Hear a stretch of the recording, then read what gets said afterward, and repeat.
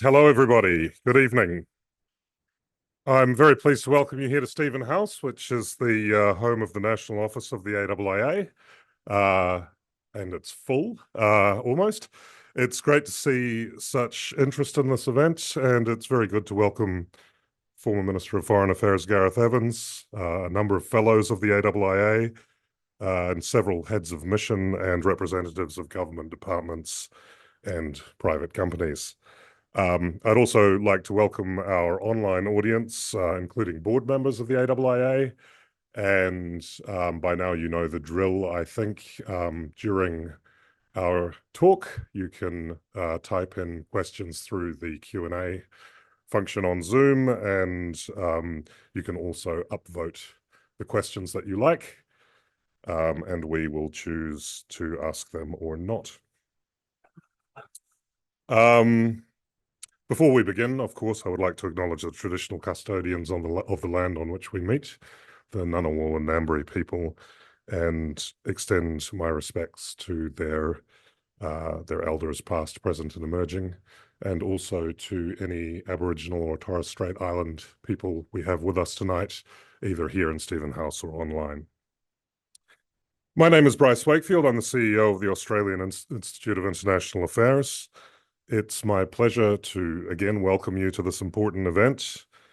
As many of you know, the AIIA as a national institution was founded in the 1930s, 1933 to be precise, but it was founded by constituent branches.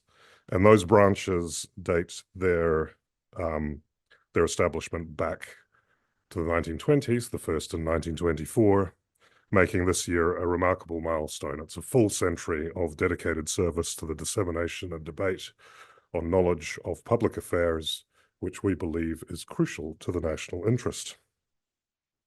And as an organization, we're somewhat unique in that we are spread across the country. We have offices in every state and territory, and we don't maintain an official stance on international affairs. Instead, our role is to facilitate and stimulate debate, providing a platform for diverse perspectives. This is increasingly vital given the shifting geostrategic circumstances we face today. Our aim is to foster a robust discussion on these issues, and it is in this spirit that we welcome Professor James Curran. Professor Curran, as many of you will know, serves as the international editor for the Australian Financial Review and is a professor of modern history at the University of Sydney. His extensive experience includes roles in both academia and public service, as well as contributions to major foreign policy journals and think tanks. His latest, I believe, book, Australia's China Odyssey, From Euphoria to Fear, offers a comprehensive analysis of the evolving relationship between Australia and China. His insights and interventions are always thought-provoking, and we're fortunate to have him share his perspectives with us tonight. This evening's address will explore the current state of the debate over Australian foreign and defence policy, examining key challenges as we look towards the mid-2030s. Professor Curran will address a range of factors shaping our strategic discussions, ranging from intellectual incoherence and political sensitivities to concerns over China's assertiveness and the role of our US ally. He will also delve into the historical debates over Australia's independence and identity and the often overlooked role of culture in shaping foreign relations.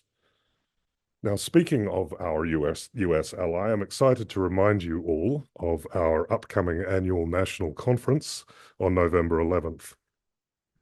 This year's conference will be particularly timely. Many of you will have noted that it occurs less than a week after the US presidential election. With keynotes and panels focusing on possibilities and partnerships for Australia, including an all-star panel on the future of American power in our region, there'll be much to discuss, especially given the anticipated close race, at least still, between Kamala Harris and Donald Trump. So if you enjoy what we have to offer, I'd note that the best way to support us is to continue to enjoy it. I'd encourage you to keep coming to the events we offer and to come to our national conference. I'd also note that we're a fundamentally democratic organisation, and I would encourage you to support us by becoming a member of the AIIA and perhaps even offering your local branch of our organisation your skills and your talents as they go about their business. Your engagement helps us to continue to provide a platform for critical debate and analysis. So thank you for joining us tonight. Please join me in welcoming Professor James Curran.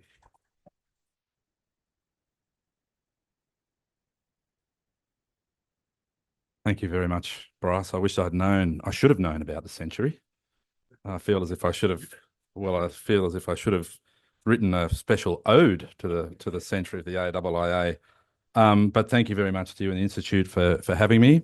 Former Foreign Minister Gareth Evans, fellows and members of the AIIA, ambassadors, members of the diplomatic community, ladies and gentlemen, of course also including some people I worked with when I was in Canberra here at Office of National Assessments and Prime Minister and Cabinet, and also Ambassador Ruth Adler when I was over in Ireland teaching the Irish about Australian history, would you believe?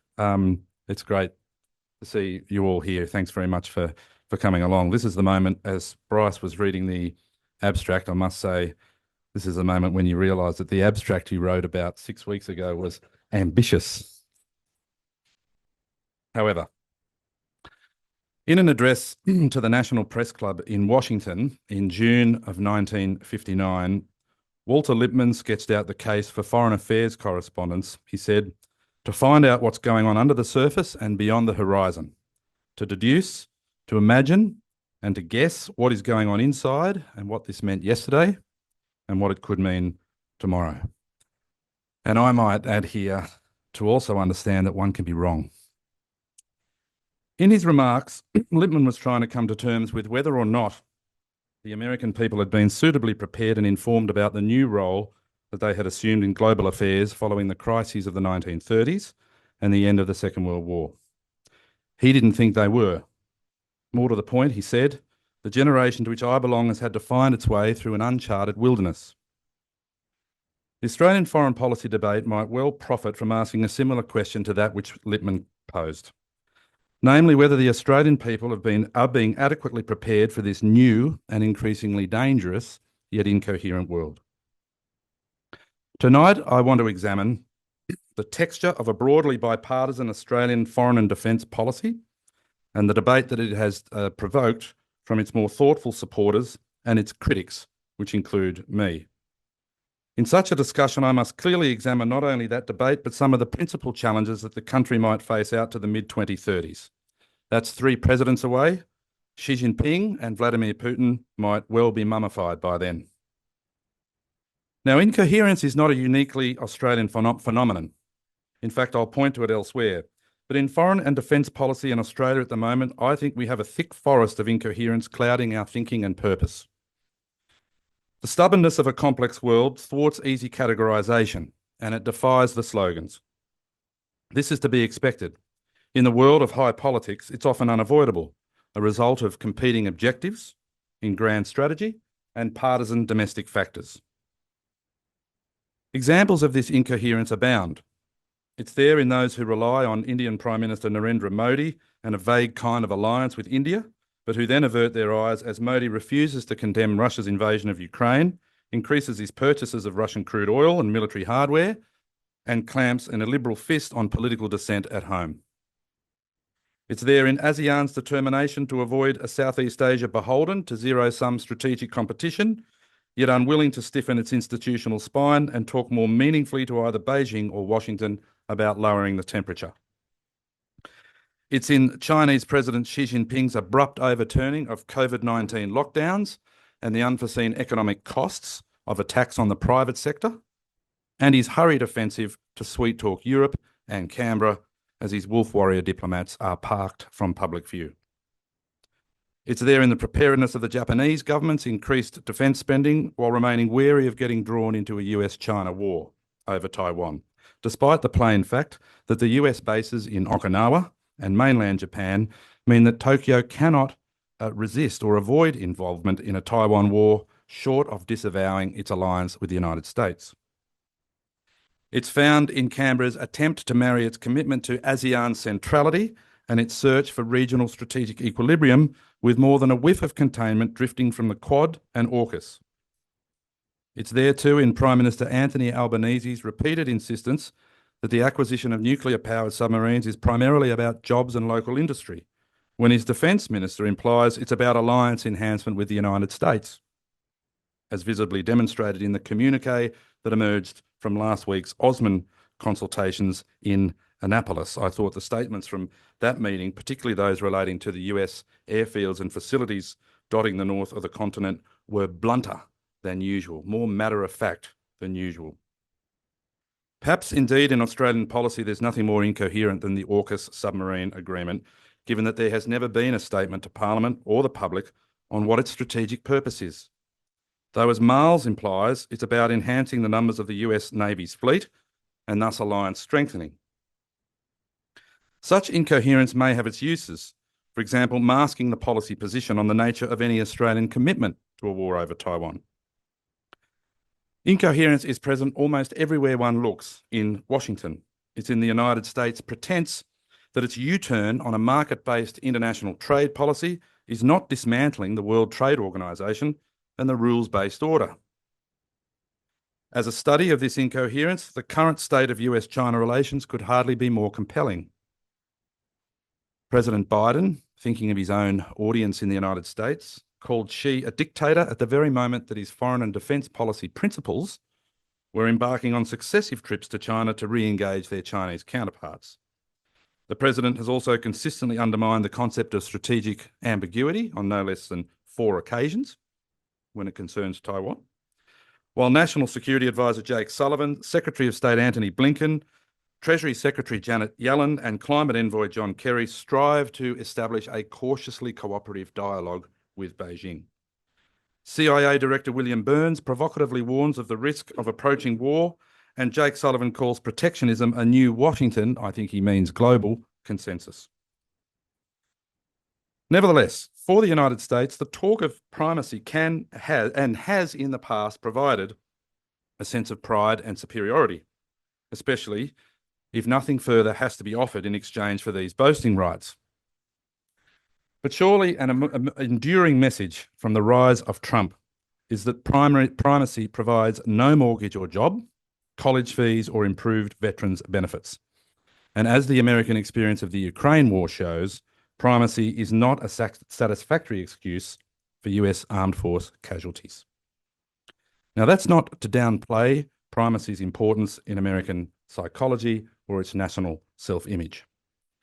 In the period following the collapse of Soviet communism in Eastern Europe, primacy was the playground for the US elite of both partisan tribes, and it was encapsulated in the idea of the unipolar moment. And that US elite, of course, remains reluctant to close the gate on that playground. But of course, in that period, America faced no real strategic risk. China has changed that. America is not necessarily down for the count. Its economy, business, tech innovation, access to energy, and ultimately capacity for renewal are still major advantage. But we stand now on the threshold of 3 presidential terms which may see the United States slide further into being a divided and inward-looking polity. Now, the point in stressing all this incoherence is to marvel neither at the hypocrisy nor at the posturing. These are not new phenomena in the conduct of international relations. Rather, it is to stress that the actual policy is not always obvious to rivals or indeed the people being represented, and that it is constantly vulnerable to partisan wedging. Given the stubborn refusal of events to fit the tightly scripted narratives of leaders and commentators, in many countries the feeling is that the electorate can only be aroused by fear. Now, to its credit, the Albanese Labor government has not, since coming to office, appealed to fear or loathing in the crafting of its defence and foreign policy, particularly when it comes to the challenge of dealing with an assertive China. No drums of war, no perils from the north, no silent invasions. Its rhetoric of stabilisation with China has been broadly successful, marked by the relaxation of tariffs, the release of journalist Cheng Lei, the resumption of dialogue at multiple levels, the resumption of annual leaders' visits. The Dutton-led opposition supports stabilisation, even if it thinks it may not last. And of course, the alternatives to stabilisation are not altogether obvious. I would, however, note in passing that the government's mantra on China, that is the Albanese government's, that it will cooperate where it can, disagree where we must, is often presented as a homegrown formula. It isn't. The phrase was taken directly from the Biden administration's early rhetoric on China, namely that it would, quote, cooperate where we can and contest where we must. That being said, the stakes for Canberra and Washington in managing China are different. For Australia and China, stabilisation has been achieved at low cost. For Canberra, the government has moderated its language, put aside the megaphone, and reaffirmed principles such as sticking to the international trade rules for the proper conduct of dealings between the two countries.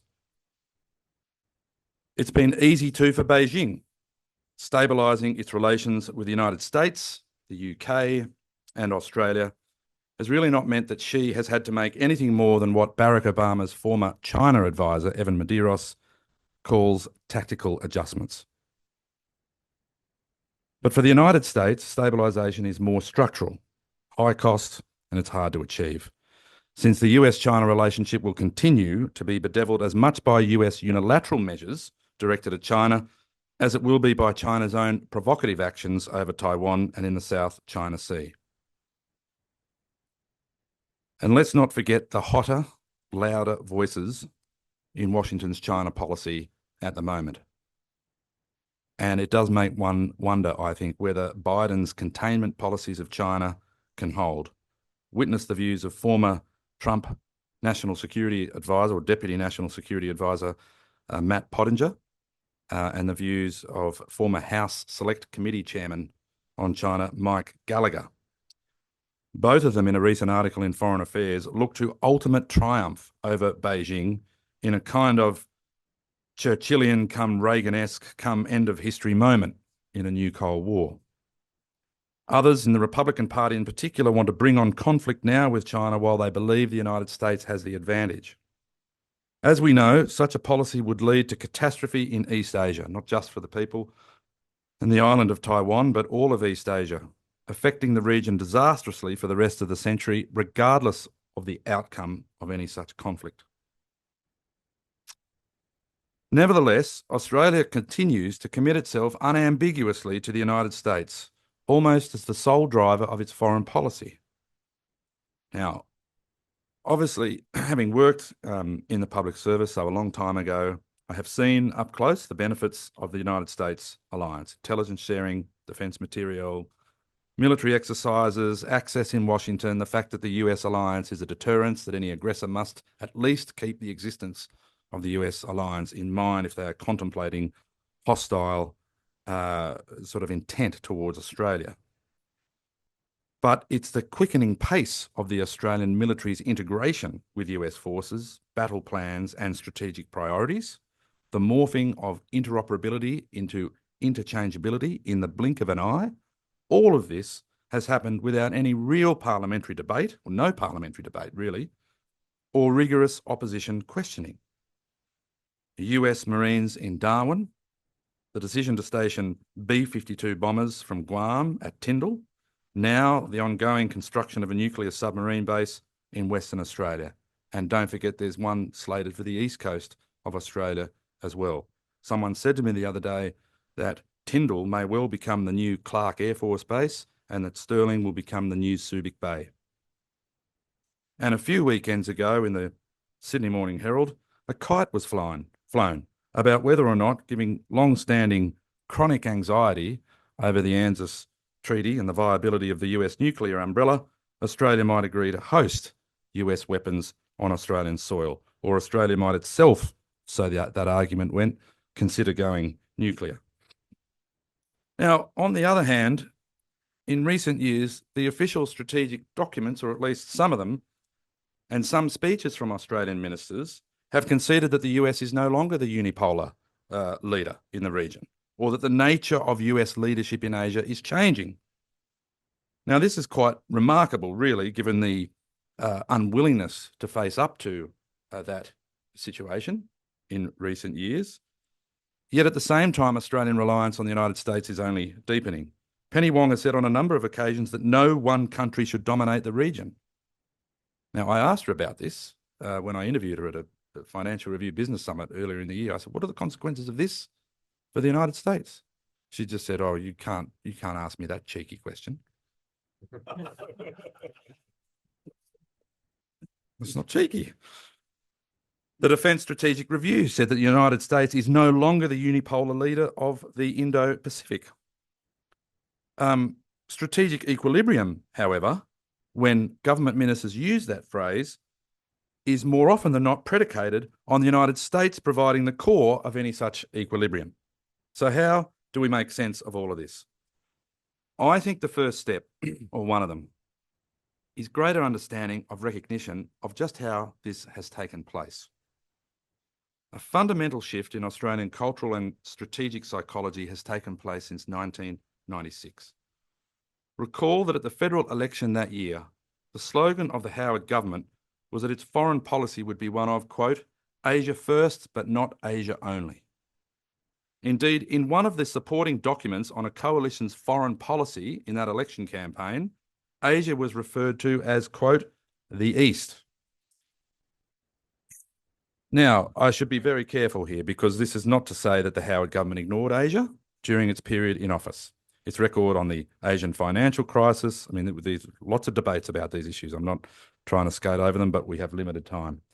But its response to the Asian financial crisis, of course, the intervention in East Timor in 1999, the signing of the Lombok Treaty, the securing membership of the East Asia Summit, signing of a number of bilateral free trade agreements, they refute the idea that Australia went missing in the region. What lingers perhaps still is some of the perception of Australia as the deputy sheriff and the remarkable comment from John Howard in 2004 that he would sanction a preemptive strike on a Southeast Asian country if he had evidence that they had weapons of mass destruction. Culturally, this period was also deeply significant. Recall that from the 1970s, Australia had searched in vain for a post-imperial successor myth. That is a way of defining the country that was as powerful or as meaningful as the British race patriotism that had been from the 19th century, the late 19th century down to the 1960s. So in the 1970s and through the 1980s, the Bush legend, the Eureka Stockade incident, Breaker Morant, Gallipoli, the film by Peter Weir, even Bodyline, cricket series, all were given a go and all failed to muster much popular enthusiasm or give Australia at that time a self-sufficient nationalism.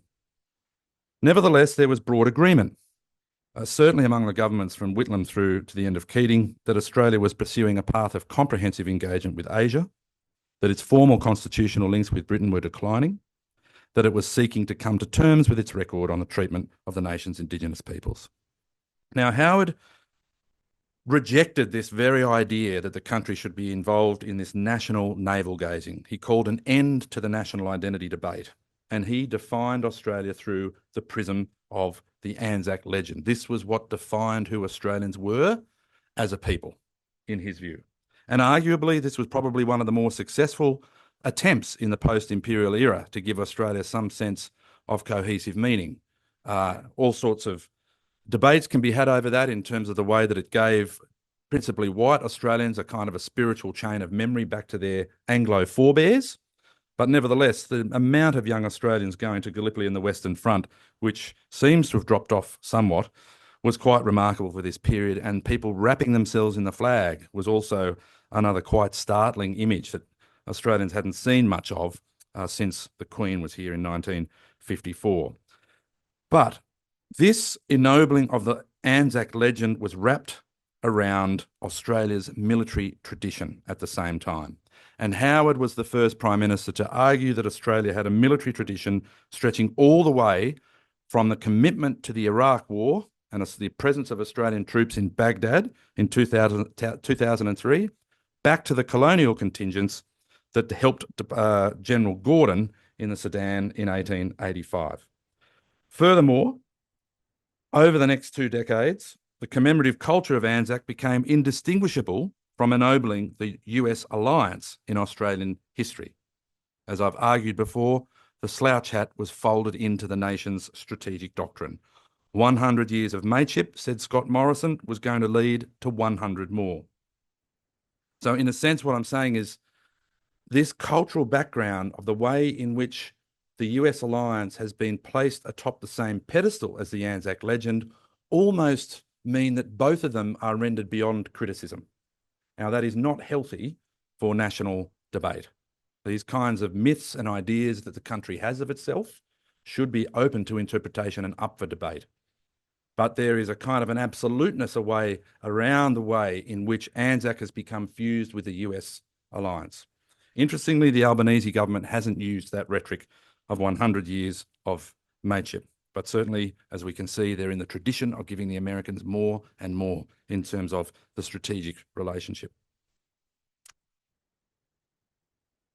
Now, all of this became a bipartisan enterprise. Kevin Rudd got dewy-eyed seeing John Curtin's name in the Blair House visitor's notebook when he first visited Washington as Prime Minister. He saluted George W. Bush, remember, at a NATO meeting, I think, in Bucharest. Julia Gillard said she grew up with an America that could do anything. The path to Australia being locked into American grand strategy in Asia, be it through Obama's pivot speech in 2011, the forced posture changes signed by Julie Bishop of 2014, now AUKUS, has gathered a momentum of its own. So how on earth could the US Deputy Secretary of State, Kirk Campbell, have thought that AUKUS was necessary to get Australia off the fence? Great powers do not spend much time analysing the history and culture of their junior allies. There is, at times, I think, a crudeness to American understanding of Australian politics and history. Doing archival research in Washington for many years, I was fastidious, I mean this, in consulting State Department and National Security Council files on Austria for material on Australia that had been misfiled. It's true. Doubled my workload, but I found some wonderful material in those Austrian files. Now, to return to the original question, namely whether Australia is being prepared for the fact that it's going to have to make its way in the world in a way that's different from previous periods of transition. Where, like today, incoherence has been acute, where old certainties are giving way to new trends whose settling points are unclear.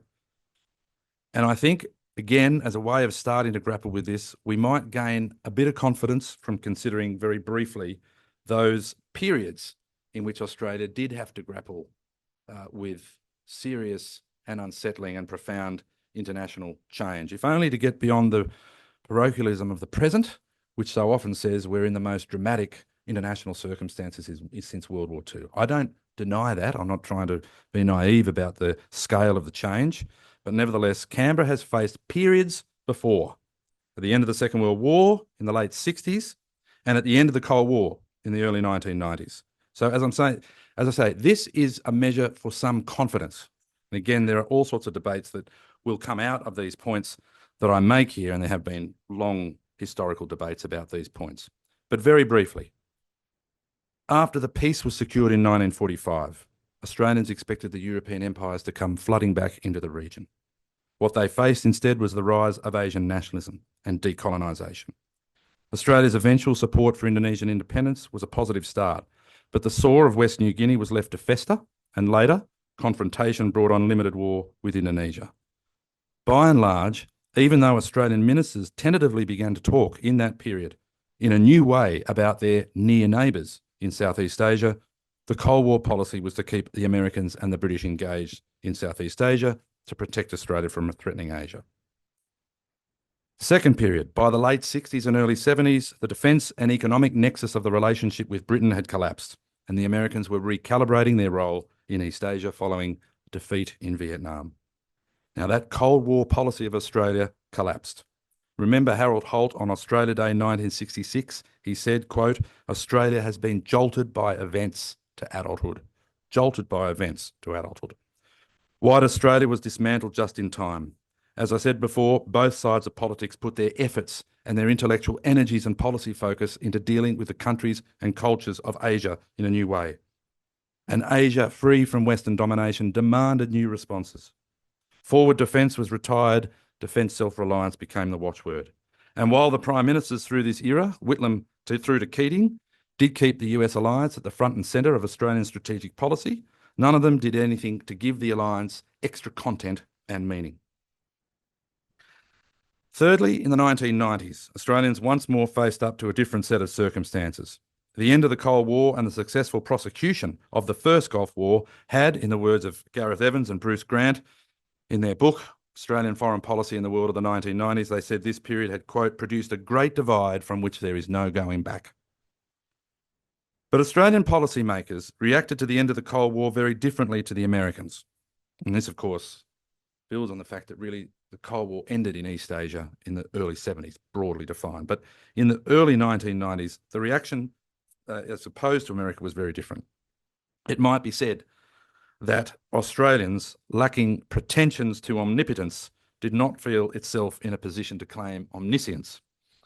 Australians, as Evans and Grant showed, looked askance at grand theories about the end of history. That is, they said that just as these changes had appeared unexpectedly out of nowhere, so no one could calculate the shape of international relations over the next decade and beyond. And indeed, I would argue that Evans and Grant unwittingly reproved Huntington and Fukuyama. Those books just weren't published yet. I think Fukuyama's article was out, but not Huntington's. They declared, Evans and Grant, they said, quote, "The course of history is rarely, if ever, the irresistible working out of forces in obedience to some discoverable law of human affairs." That is to say, they recognised human history is contingent, and indeed that history might have an ace up its sleeve.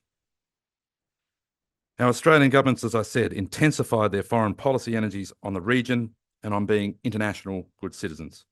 Keating's agreement with Suharto on maintaining security in 1995 was the first time Australia had secured a treaty-type arrangement with a regional partner.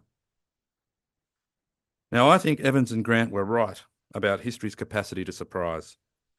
The war on terror, US strategic failure in Iraq and Afghanistan, China's rise, the subsequent flexing of its strategic muscle, the return of war to Europe has made for a very turbulent quarter century.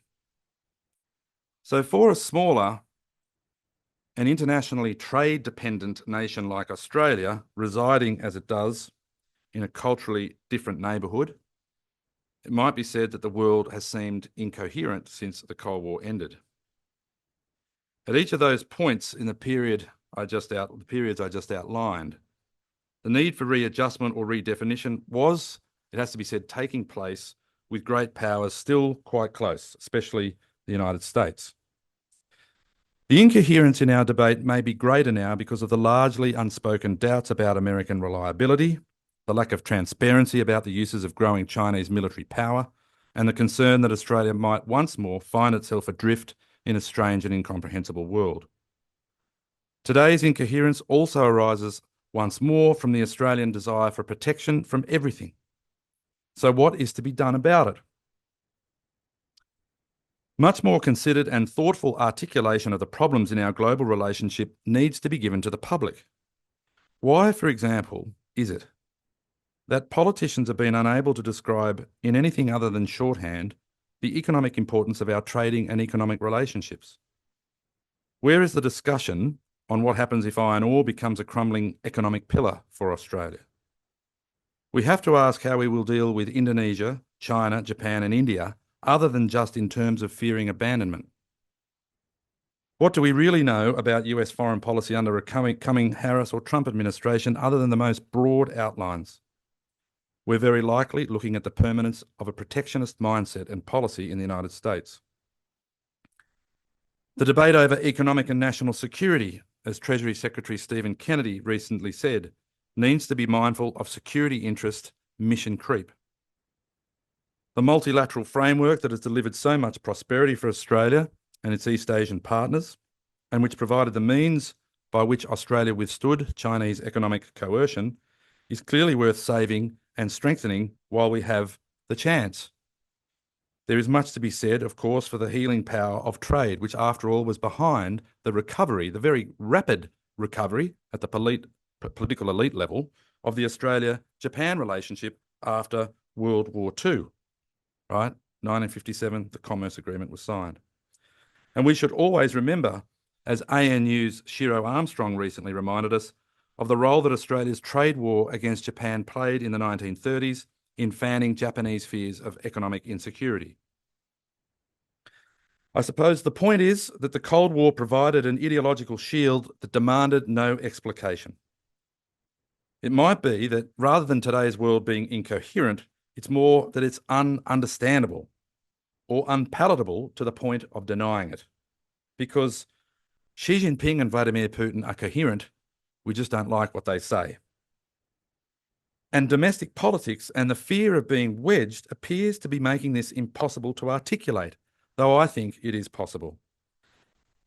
The more uncomfortable conclusion might be that the forces shaping the discussion about Australian policy are intellectual incoherence, fear of offending tribal electorates, fear of offending the American ally, and so taking cover behind its incoherent policy. These, alas, may be more formative of public policy than anything else. These are factors which I think are essentially a reflection sometimes of our apathy and our desire to stay undercover, fueled by the fear of abandonment. And I would argue that all of this can be recognised in the Albanese government. What then of the problems out to the mid-1930s, to start wrapping this up? Can Australia live with a more powerful Indonesia? I think only if we develop a diplomatic, cultural and human relationship vastly different from now. And I think we need a lot more Indonesian university students and tourism here, as well as some encouraged migration. We also need to think about whether a Prabowo type figure in the future in Indonesia might see Australia's push for nuclear energy and AUKUS as a convenient cover for developing its own nuclear industry and weapons.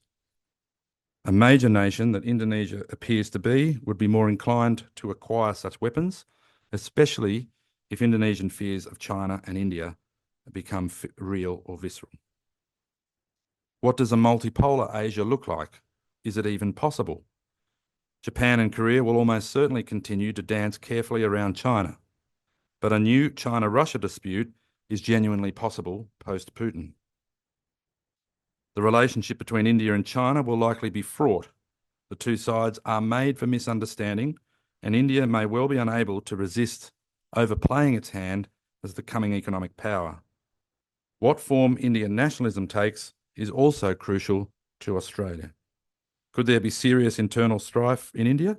Perhaps, although the recent election, as we know, did jolt to some extent Modi's Hindu nationalist project. Can Australia live with a Xi Jinping that has taken Taiwan back? Does it do this with or without American acceptance? These are tough questions. To me, at the moment, it seems inconceivable, I hope I'm wrong, with or without submarines, that if Australia was asked to sign on to a Taiwan war alongside the United States, that it would be there. But why aren't the consequences of this being more fully debated? In my view, it would require abysmal ignorance and absolute arrogance for a small country to place itself on the cutting edge of a conflictual relationship between two groups of Chinese. It would require ignorance on a similar scale and utter irresponsibility for a small country, for any third country really, to talk and act as if it could have any influence on a conflict between two nuclear powers. So to conclude, almost petulantly, what Australians want is peace, prosperity, and enough time to watch the football. But something has been lost in recent decades, and I think this might be worth thinking more deeply about. And I don't have the answer, but I do think that what has been lost is that creative tension in the Australian foreign and defence policy dynamic between the pull of history and the imperatives of geography, which has been so central to the framework of how Australia has dealt with the world since the late 19th century. Right?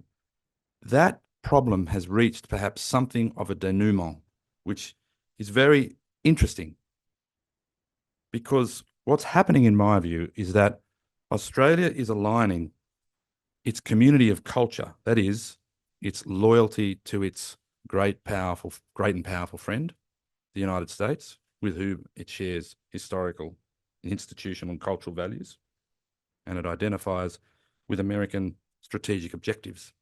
And that is coming together with Australia's community of interest. That is the factors which arise from Australia's distinctive geopolitical place in the world. In other words, Australia is now assuming, or some Australian policymakers are assuming, that these two factors, the community of culture and the community of interest, are being brought into an alignment. That culture and interest are used in a policy of alliance maintenance, whereas before they were always fundamentally at odds in our relationship with Britain and the United States. The two could never be quite brought together. Australians wanted it to be the case, but their great power allies would often say to them, well, we don't see the Pacific in the same way as you do. Now, there are, of course, moments of great alignment where that did happen, and the Cold War was one of them. Australia had nirvana when it had both Britain and the United States engaged in the region. But there are plenty of other moments where this has not happened. But this loyalty to Washington, it's now being taken as a given that loyalty to Washington and giving the US more and more in terms of interchangeability, logistical assistance, airfields, permanent rotations or bases, whatever you call them, but they are essentially bases in my view, that this is equating to the defence of Australian interests. I think policymakers need to remember that Australian diplomatic history is littered with moments where this proved a mirage. Thank you.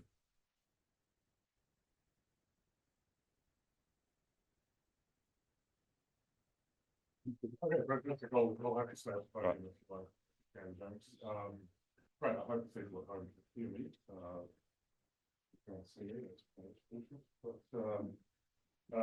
we'll go to questions now. Just put up your hand if you could stand and identify yourself, and Emily will come around with the microphone. Please do speak into the microphone so the sort of folks at home can hear you. And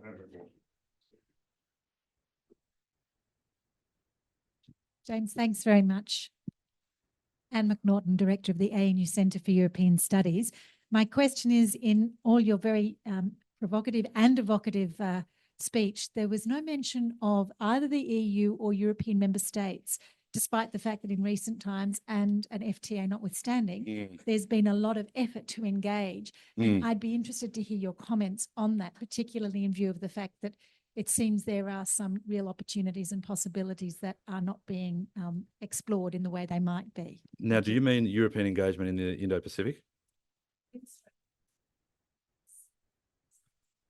Yeah, I mean, I must say I'm a skeptic on a couple of points here, I think. Yeah, I mean, I know the FTA was at risk for some time, but that now appears to be through. But I'm more of a skeptic of the argument that there is a kind of a single global theatre of operations. I'm much more skeptical of NATO's capacity to have a meaningful presence in the Indo-Pacific. I think Macron's scotching of the Indo-Pacific branch office in Japan was probably a good thing. I think there's been a lot of excited talk since the Ukraine war that there would be the capacity of European partners to be active militarily in this part of the world should there be a military contingency, but I don't see that being sort of meaningful in any way, or not in a serious way that would sort of complicate the sort of battle plans of an adversary, let me put it that way. This is also related to the British idea that it can revivify some kind of presence in the Asia-Pacific after Brexit, you know, a post-Brexit global fantasy, I think. So I'm not really sold on the strategic arguments of the EU being a serious player. Apart from France, of course, in the Pacific. I think we did great damage to that relationship, obviously with the deception that went on with the initial phase of the AUKUS agreement. That appears to have been rebuilt in recent times. We did a good job of offending the one European power that can have a serious role. in this part of the world. But that, as I say, seems to be much more on an even keel now. But in terms of, I mean, when I was in Paris recently, I had some time with the French president's Asia advisor. And he was very keen to remind me of France's gift to Taiwan of frigates and fighter jets, and the ongoing role that France is playing in terms of maintaining both. But he said the idea of France playing any kind of role, he was repeating Macron's statement after he met Xi Jinping the year before, any idea that France could play a meaningful role in a conflict in Asia, he thought there were serious question marks over that. So I don't think Xi Jinping is making calculations on Taiwan as a result of the Ukraine conflict. I think there's a whole lot of other factors there that would be driving his view of it. So, yeah, the answer is skepticism, I'm afraid. Right, let's go online. Actually, could you give me the microphone, Melissa, just to make sure? We've got a question here from Martine Letts, who people will know is the Executive Director of AsiaLink and also the Fellow of the AIIA. She asks, I recently heard it said by a senior federal government official that the days of strategizing publicly are over, in part due to the fact that most of the strategizing is based on information which is highly classified. Furious internal contestability, but no longer can be done externally. How can this be effectively contested? Well, that is a very depressing statement, isn't it? And I must say, I get very depressed from time to time. I'm sure I'm not the only one here in this room in terms of trying to inject in a sort of trying to retain humility here, of course, about trying to inject some contestability into some of the absolutes that the Australian public have been presented with. It does seem to me, looking out over the period from 2015, 2016, when the real sort of China threat narrative began, that Australia did, that's not to play down, the impact of that economic coercion of China on those Australian industries. It's also not to play down the bullying assertiveness of China in the South China Sea. But what happened in the Australian debate for mine was that some very familiar impulses were pricked, and that Australia rushed into this China threat debate without adequate public debate in terms of being led by the politicians. All sorts of assumptions were woven into strategic calculations. It should be normal for a democracy to healthily debate these kinds of questions facing Australia's future and how it's going to handle China, because China is not going anywhere. Australia has to find a way of managing this relationship. But if it can't do that, unless there is a sort of one side that, predominantly is based and housed in the national security establishment that is rock solid on perceiving China as an unmitigated existential threat to Australian security and prosperity, if the zeitgeist within the national security community is so deeply anchored to that and connected to it that the US alliance is becoming more, not less important. I mean, that was a very accurate statement that Howard made in 2005. It was absolutely correct. If you've got those two absolutes sort of, working and reinforcing each other, it makes it very difficult to contest the view. I mean, Hugh White deserves credit, huge credit, for being the first to really stand up and say, hang on a minute, the assumptions we are making about the next 10, 15, 20 years about America's power in Asia vis-a-vis China deserves to be tested, right? That assumption deserves to be tested. So it is becoming more difficult. The lack of leadership, on both sides of politics in terms of spelling this out is a cause for deep concern. The line that is so often given, if only you knew what I knew, right? I think, as I said, fear of being wedged, wanting protection from everything, the attempt to get cover is providing a kind of a cocktail in which leaders don't think they have to explain the strategic circumstances in any great detail, and that's not healthy. Now, how does it change? Who you are. Well,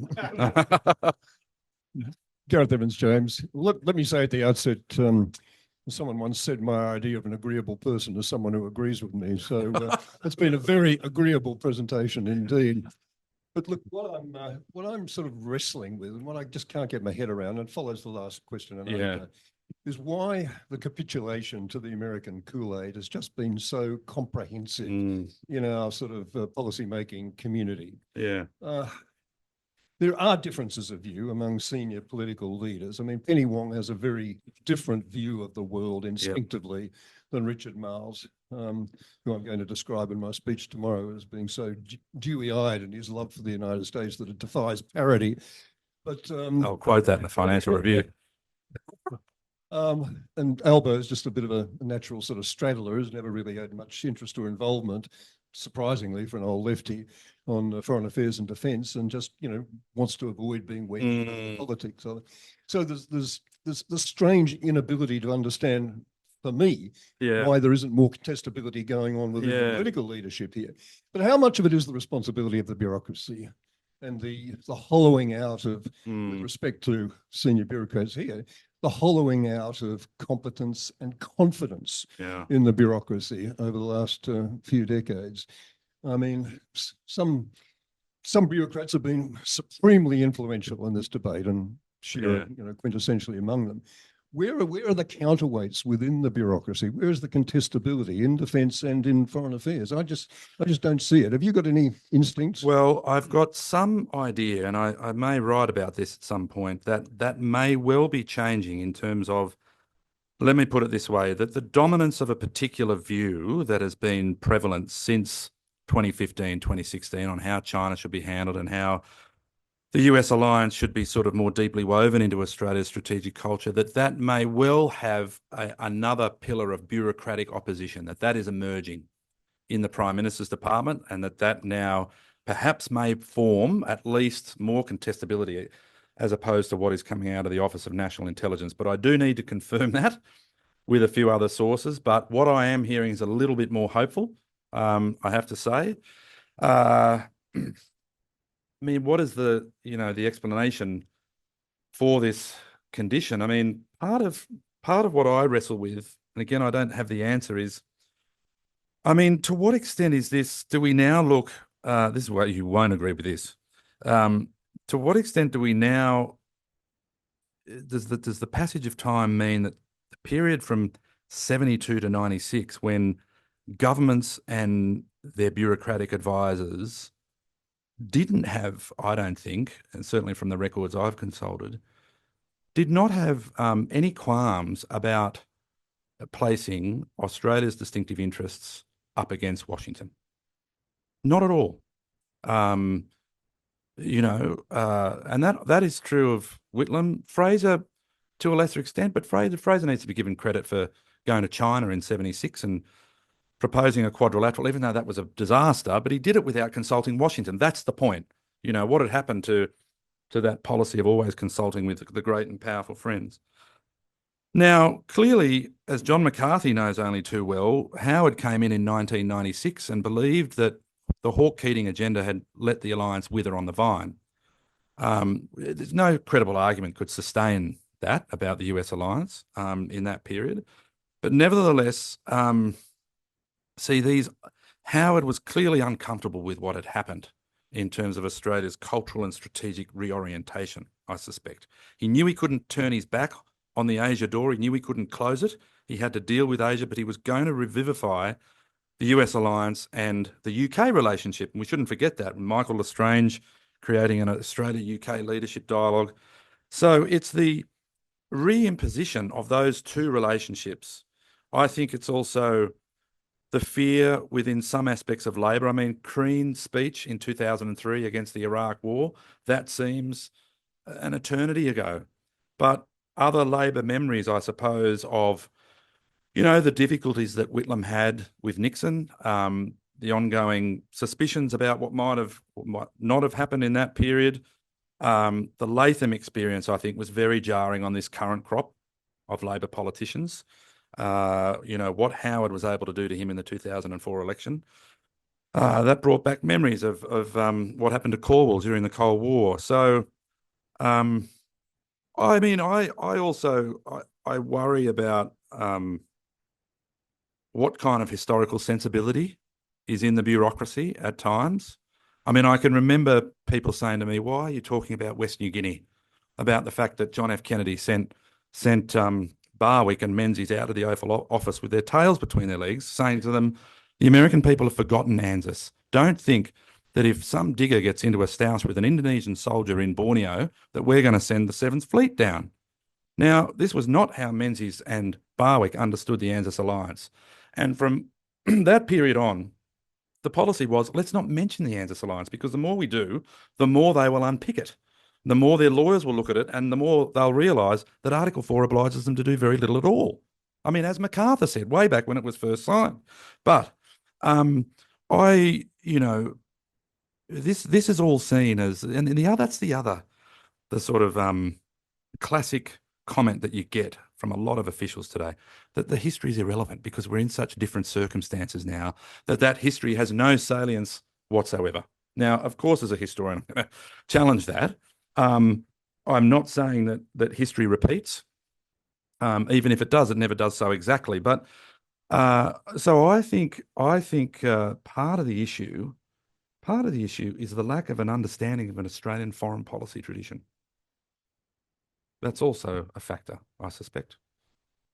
Now, I have a feeling that is an inadequate answer to a very interesting problem, but it's a start.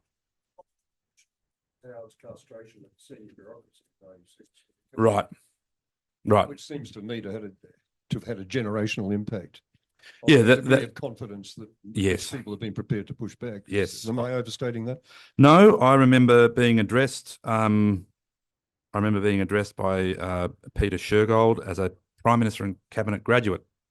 I think it was in 2003. Maxwell Wilton had just left. And he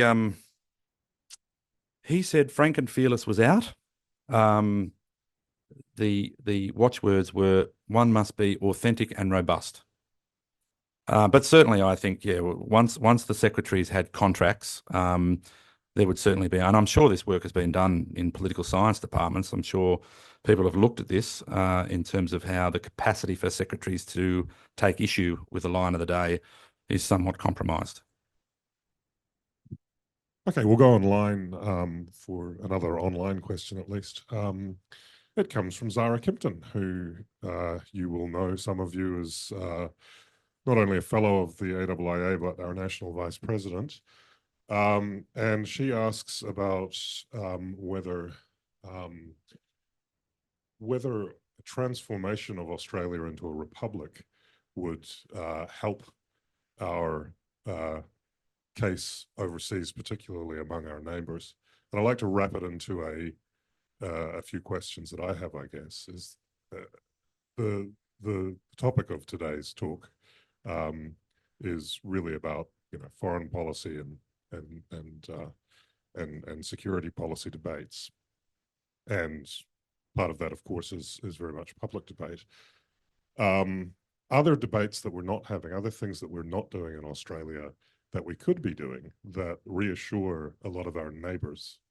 Right? A lot of what you've been talking about today is about our relationship with the United States. Yep. Right. I would suggest the government is not the only actor that is very focused on that issue. Are there different things that we could be doing in order to attract, convince, and articulate a vision of Australia that is at home in the region, if you like? Yeah, that's a good question. Look, I'll put my cards on the table here. I'm a Republican. I had some involvement with the Australian Republican movement some years ago. I mean, in some ways, the Republic was being asked to bear perhaps too much in terms of answering a whole suite of Australia's post-imperial dilemmas. It was going to answer unequivocally the question of who Australians were as a people. It was going to ensure that our identity in the region was uncompromised. It was going to assist, of course, in the reconciliation with Indigenous peoples.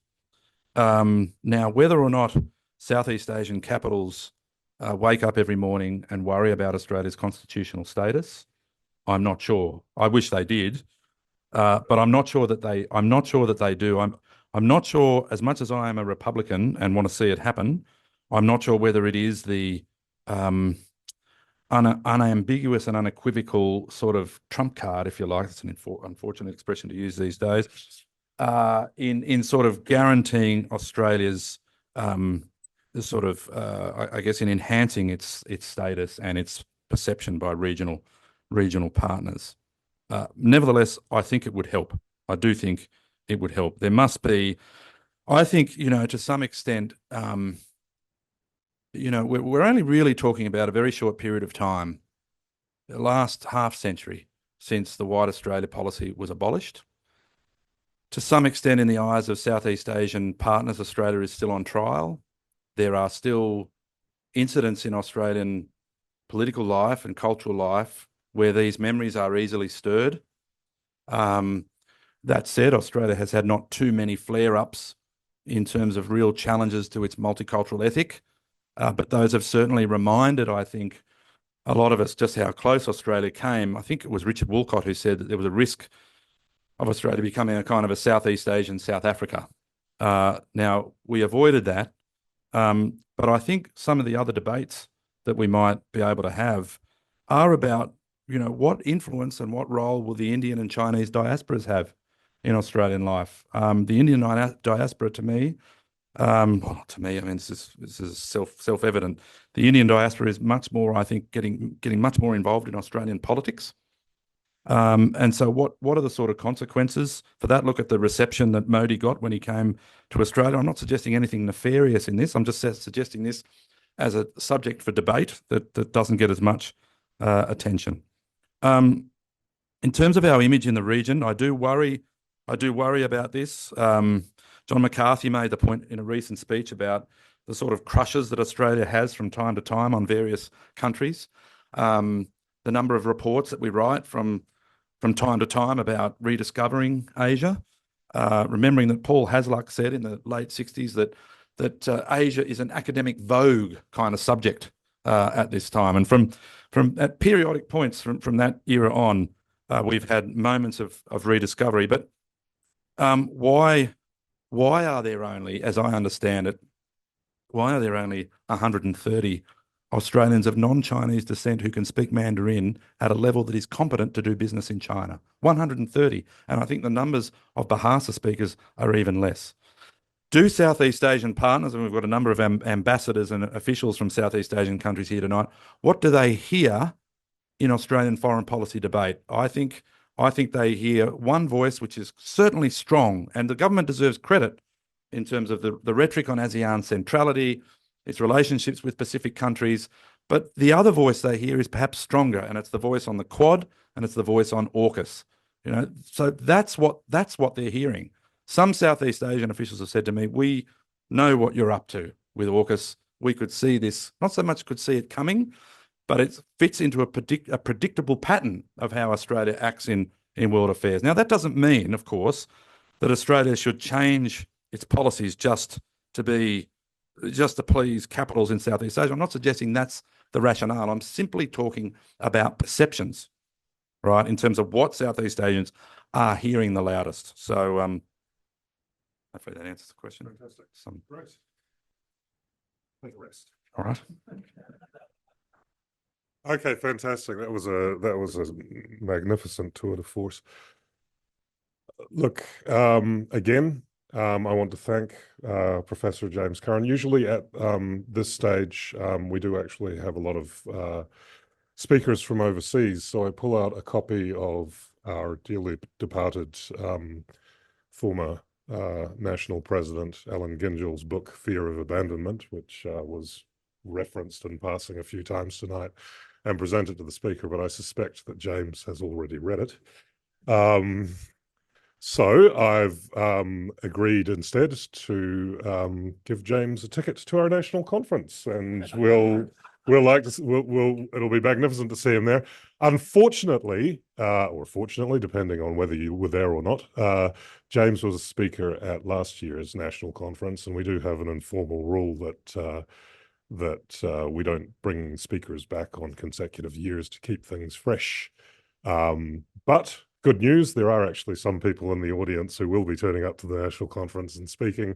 So I would encourage you all to register for that as soon as possible. But again, it falls upon me again to thank our magnificent and wonderful speaker, Professor James Curran. Thank you all for coming, and thank you to those online who are still online. Thanks so much, and join me in thanking James for the talk.